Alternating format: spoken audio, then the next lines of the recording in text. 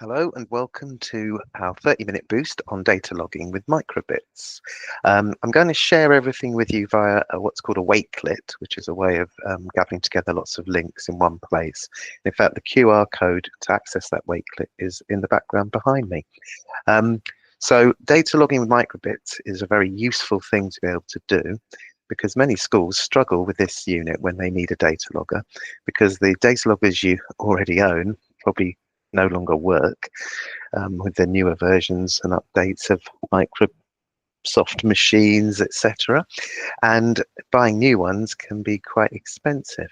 But most schools have microbits and they got them for free, and they can be used for logging data. So therefore, it's worth seeing how you might do that. Now, I wouldn't recommend the younger children doing the programming so that the microbits are ready to go to log your data. It's something you might want to do, put it on the microbits ready for them to use. Or maybe if you've got some older children who've used microbits and are getting quite good at it, it'll be a project for them to actually do the coding on the microbits ready to use for the younger children to gather their data in. So I'm just going to present my screen now, and we'll get straight to the wakelet. Here it is on screen, as you can see. And the first thing I'm going to say is the website here I'm going to go to, which is called makecode.microbit.org, is where you do your programming. This is where you add projects and create the projects, for those of you who don't know. Now, I've actually logged into this, and if you do log in, it means any projects that you create will be saved there rather than having to download them and upload them. So it's very useful to be able to log into this site. Next, I'm going to go down and just mention that I've got quite a few videos I've saved here at the top about using the different ways of sensing temperature, light, and sound, which I'm not going to show you now because there isn't time, but you may want to use those with the children. And now I'm going to go to a data logging section of the Make Code website. And this is a really useful part of the site. Got the link here to it. It's part of the user guide in the getting started. And there's a whole section here on data logging. And what I'm going to do is I'm just going to play these two videos for you, because I think they'll be able to explain, give you a good overview very quickly, better than I can. So let's just watch these two videos. In this video, we'll explore what data logging is and why you might want to use it. Data logging is recording information about the world around you. It involves measuring things over a period of time, such as the temperature or the amount of sunshine in a day. Data logging is a great cross-curricular activity. There are lots of applications for recording, visualizing and analysing data in maths, science and geography. After collecting data with the BBC Microbit V2, you can visualise it so you can understand more about the world around you. You can record events manually by pressing a button, like counting when you see different kinds of traffic or wildlife, or record answers to questions in a survey. You can also use automated logging to record data from the Microbit's built-in sensors at regular intervals over time. For example, you can log light and temperature data over a long period of time, hours or even days, or log sound level readings from the microphone to find out where and when your environment is noisiest.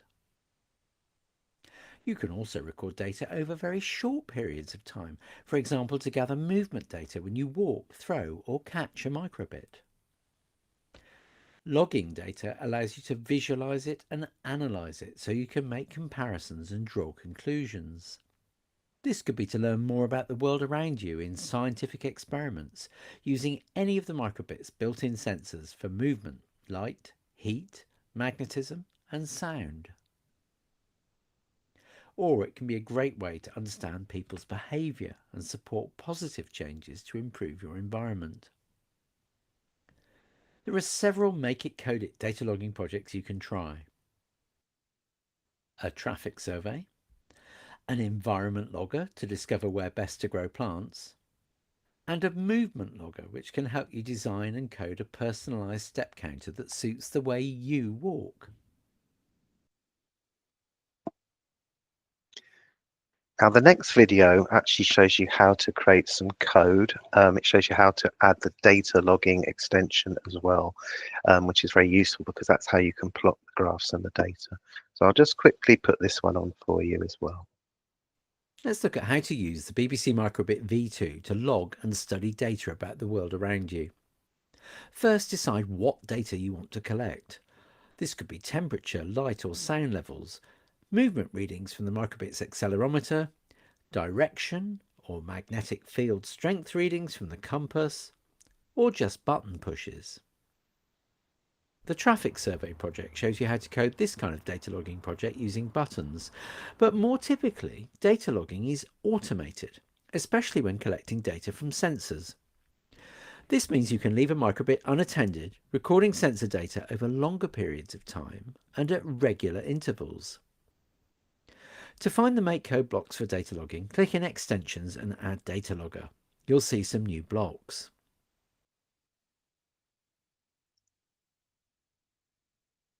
Data is stored in tables, so it's a good idea always to set the column headings at the start of the program with the names of the types of data you're going to collect. This means that when you study the data afterwards, you'll know what each number represents. You can use the Every block in the Loop section to log data automatically at regular intervals. Decide how often you want to collect your data. The Log Data block adds records to the log.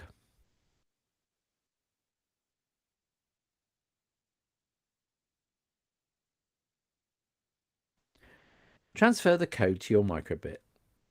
You can now unplug the microbit and attach a battery pack, giving you the freedom to record data anywhere, inside or out.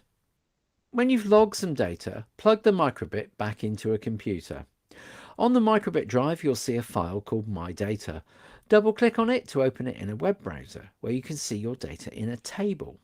The time is the number of seconds since the microbit was powered on. Use the Set Timestamp block at the start of your code if you'd like to use units other than seconds or have no timestamp at all. As well as viewing your data in a table, the My Data file lets you visualize it as a graph. Click on Visual Preview. You can isolate individual lines, useful if the scales are very different. Click on the Copy button and you can paste your data into any spreadsheet, or download it as a CSV, comma-separated values file, which you can import into spreadsheets or other data handling software. You can also use spreadsheets to do a statistical analysis of your data, finding averages, mean, median and mode values, for example, or to visualize your data as line or bar charts. When making graphs in Excel, scatter graphs are a good type to pick if time is part of your study, as they'll plot your data accurately on the x-axis.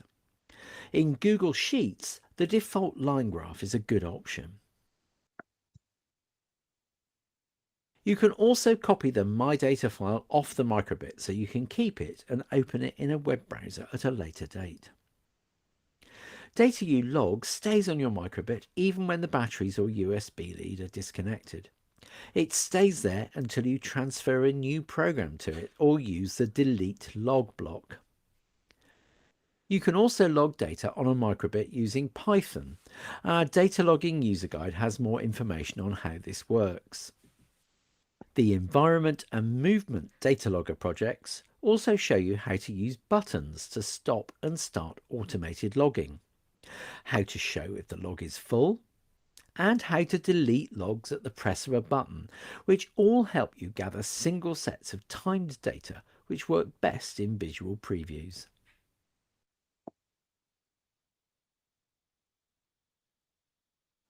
Let's Right. look at how to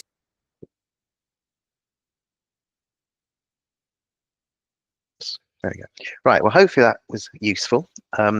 Don't be frightened by the coding and what you have to do. These videos are there to help you, and the code is also available for you to access without doing it yourself.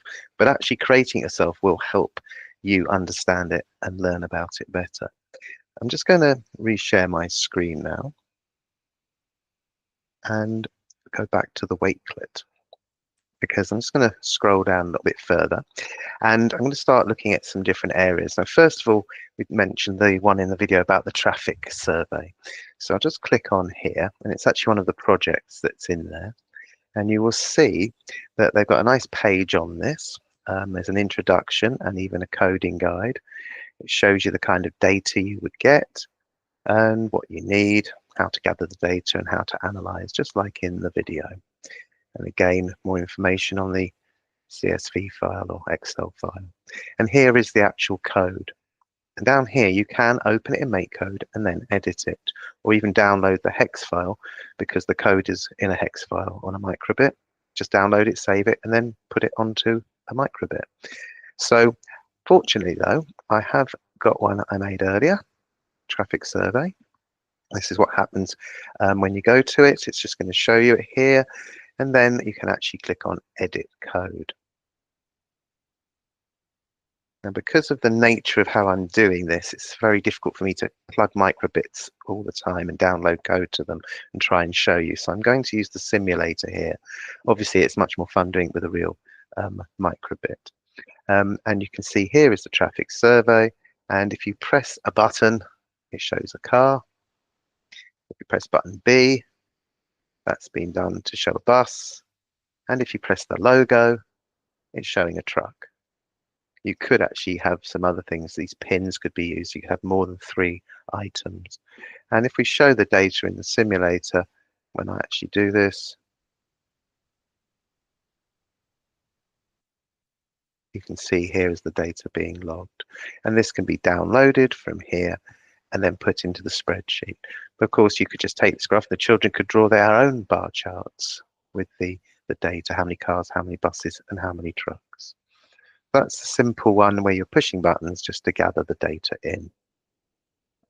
If I go down now, they mentioned the idea of using a step counter as well.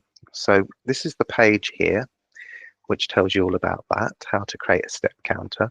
And they've got slightly different versions of this. Again, there's an introduction and a coding guidance video. And here is the code.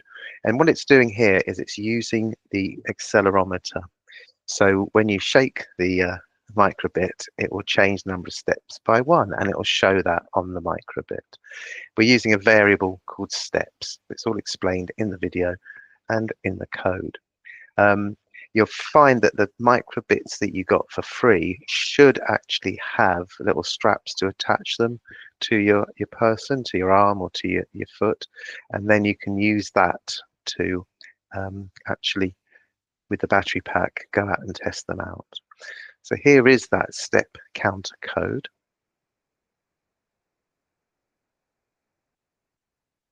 It's just opening up now.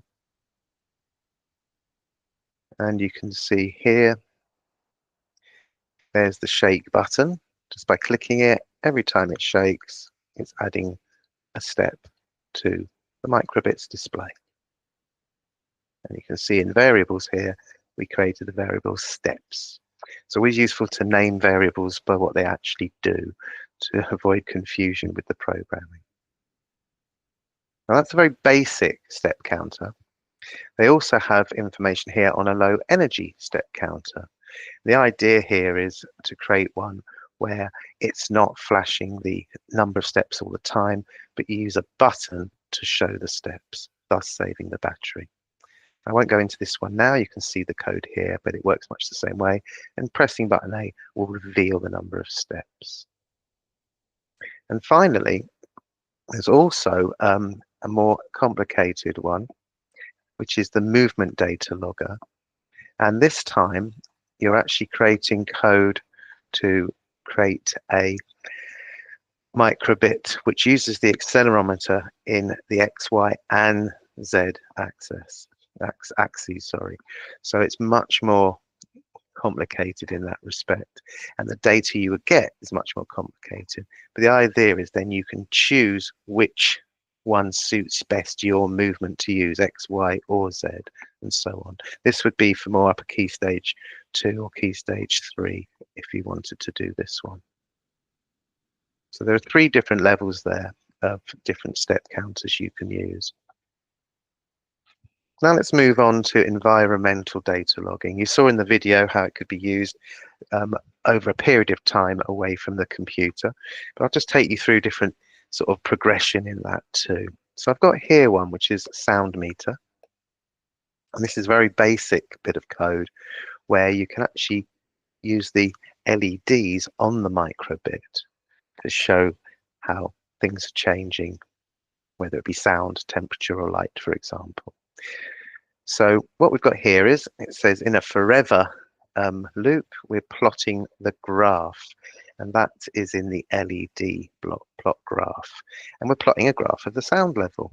The important bit is here, up to 255, because as I change the sound level, which I can do virtually on here, the range for sound is up to 255, down from 0.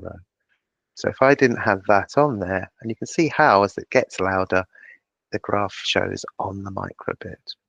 Now, if I changed it from sound and we had a different input, let's say we went for temperature. Now, temperature isn't going to go up to 255, is it? So you can see here it's going up to 50, but my graph isn't showing very high. So let's change this to 50, as the range seems to be for temperature sensor on here, 50. And then now you can see how when it goes up to there, we've got it at its peak, and down here it's off. So that's just a very simple one you can use as you're walking around, just testing it to see the LEDs change on the actual microbit. Next, manual data logging. So if I click on this one,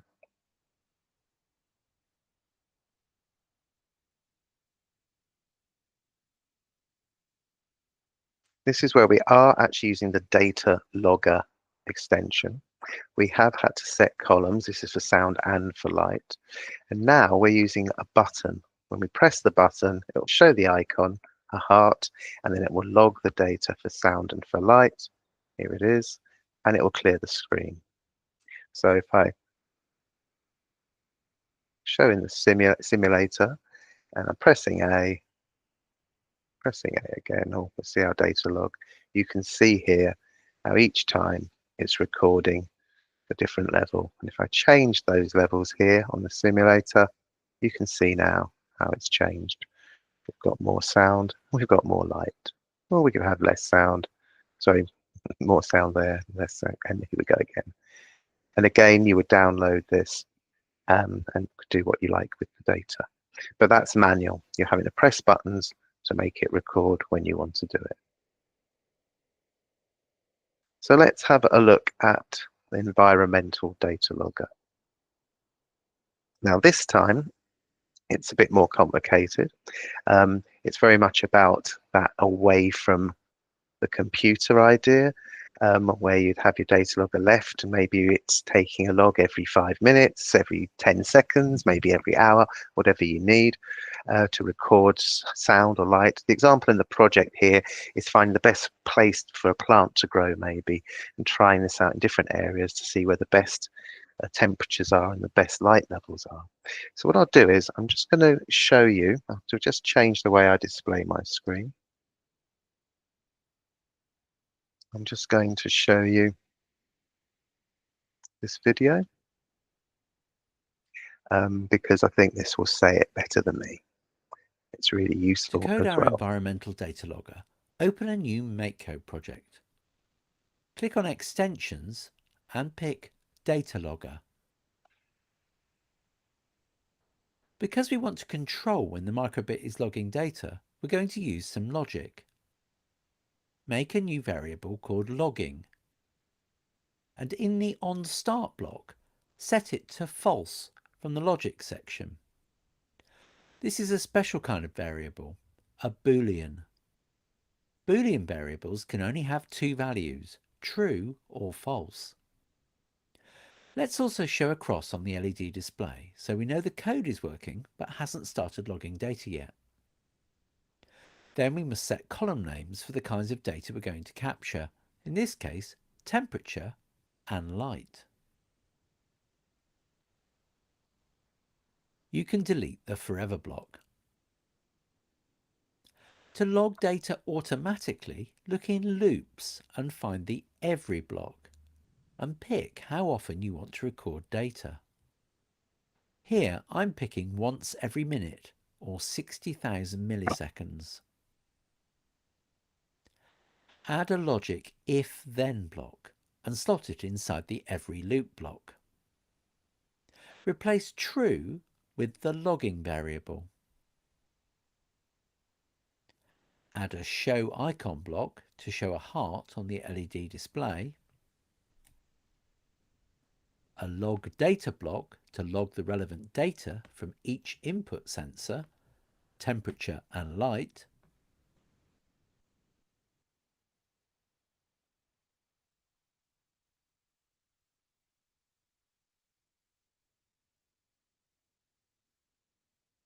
And then clear the screen. The program will only log data if the logging variable has the value true, and at the moment it's false. So we have control of when logging happens. Add an on button A pressed block.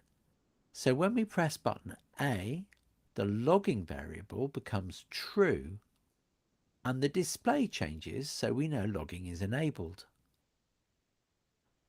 Right-click to duplicate or copy the on button A press block and change A to B, change true to false, and change the icon to a cross. That's all the code we need, but we can add a couple more features to our data logger. We can show when the log is full using the onLogFull block. It's not likely to happen, but it may be useful if you're recording a lot of data very frequently or over a long period of time. So set logging to false and light all the LEDs on the display. Every time you transfer a new program to your microbit, the data log is erased, but we can also add a feature to let you delete logs when you're away from a computer. Pressing buttons A and B together will show a different icon.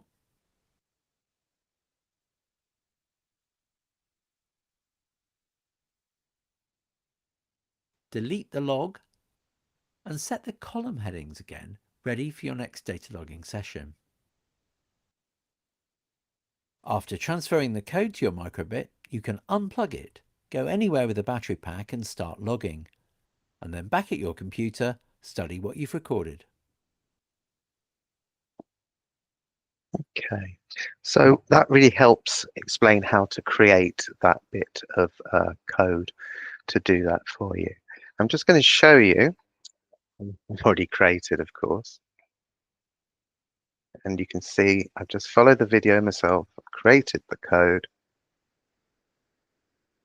Here it is. And in this case, I've actually got temperature, light, and sound. And it's exactly as they explained on the video. We've got when it starts, I've got my timestamp for seconds, it's setting logging to false. But when I press button A, logging is true, and then it starts doing its recording every second. And of course, if I press B, I can stop it. I've had it in the log full, get a warning then, and also I've got here button A and B together to delete the log if I require it. Now I can press button A and you can see now it's starting to show the data it's collecting every second for light, temperature, sound. Okay. And if I press button B, it stops. I'll go back. Now I have got some data that I created earlier, which I'll just open up. Here it is, just to give you an idea of what it looks like. So this is the data, like they showed in an earlier video, my data, which I've just copied across actually onto my computer, like they suggested. If I turn the visual preview on, you can actually see all of the data there. Now being able to isolate one line of data is quite useful because they do use different scales. So here you can see the light, where I obviously had my hand over it, over the LEDs, and then held it up to the window, turn the light off. Let's look at temperature now. And you can see how the temperature was gradually rising. Again, I think I covered it with my hand to make it warmer. And then sound.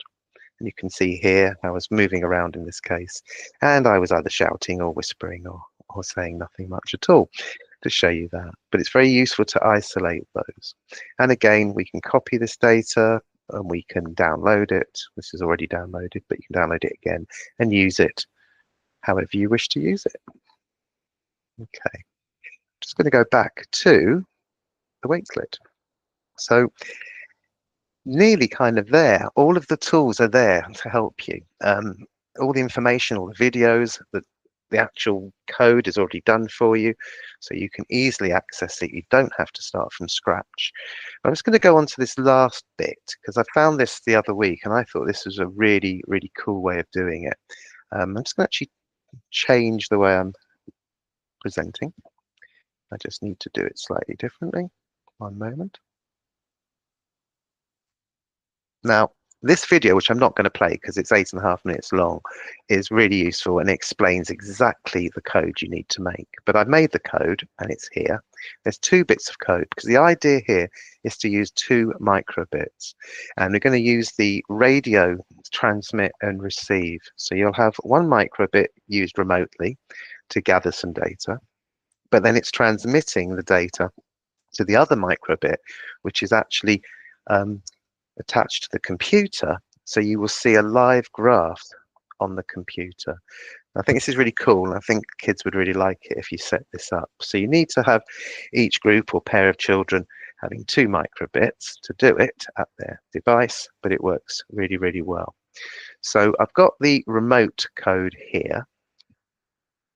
Like I say, it's all explained in the video. I literally followed the video, paused it, did the coding, and so on. But I've created the code for you here anyway, which is shared with you. So you're actually setting up showing string remote. That's just so you know that this is the remote microbit. With radio transmitting, I haven't got into that in this video, but it has a radio transmitter on the microbit. So you need to set up a radio group with a number here. So in a class, each pair of microbits would need to be on a different number so they don't interfere with each other. So this is on 42. If there was another pair doing this, they could be on 30, as long as they're on separate radio set groups. And then forever, it's the temperature. We're just doing temperature here. It's setting the variable temperature to temperature, and it's sending that to the other microbit, and it's going to do it and pause as well. So we've got that being sent. Okay, and we've got a receiver, and the receiver one, here it is. The code you'll find in here. As I said, I'm sharing this with you, so you've got the code. This is on the, you see the radio group's the same, 42, show string receiver. We don't actually need that forever block. And here, when it receives the received number, it's actually, we're doing a little 4x4. This is just showing on the LED when it's receiving. There'll be a little toggled light. It's all in the video. And then it's going to plot the data for us, which is really handy too. Okay. So hopefully I can actually show you this in action. So here I have in front of me, if you look at my little video mail, I've got here the remote one, which is plotting data as I speak. It's actually plotting temperature data. And the other one, which is plugged into my computer, is receiving that data. And you can see the live graph. I've actually got it set so it's every few seconds, I think. I'm holding the microbit, so it's getting warmer. And you can see it's 28. I'm not sure what the range is for the radio receive for this, to be honest. I've not tested that out. I'm right in front of the screen, but I could be in another room here and it would still be picking up this data. And you can see the live data for the microbit I'm holding appearing on the other, from the other microbit onto the screen of the computer. So I think that's pretty clever and worth looking at as well. Don't have to, but I think it's really, really cool. So I've gone through quite a lot of things here. like I say, 30 minutes isn't a hands-on session. It's really to share resources, inform you, and make sure you can then go away and have a go yourselves. And here's you've got everything you need to do that. The last little link or two here, I've got the Make It Code projects. So when you actually go to the site here, there's projects. There's a whole list of them in here. So some of the ones we've seen today, amongst others, you see there's the step counter, for example.